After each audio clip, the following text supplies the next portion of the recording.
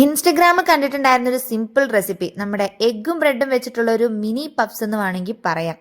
അപ്പൊ അത് ഉണ്ടാക്കുന്നതിനുള്ള തയ്യാറെടുപ്പും വീഡിയോ എടുപ്പൊക്കെയാണ് ഇപ്പൊ ഈ കണ്ടുകൊണ്ടിരിക്കുന്നത്. അവനാണ് ഇന്നത്തെ നമ്മുടെ നോമ്പിലെ താരം എന്ന് പറഞ്ഞിട്ടുണ്ടെങ്കിൽ.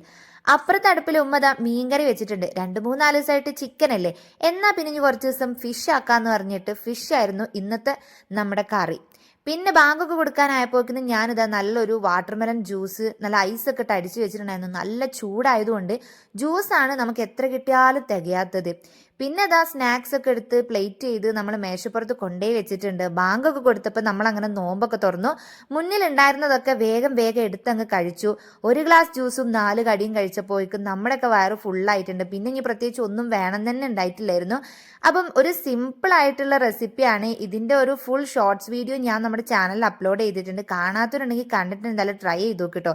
അപ്പോൾ ഇതൊക്കെയാണ് നമ്മുടെ നോമ്പിൻ്റെ ഇന്നത്തെ വിശേഷങ്ങൾ. അപ്പം അത്രേ ഉള്ളൂ.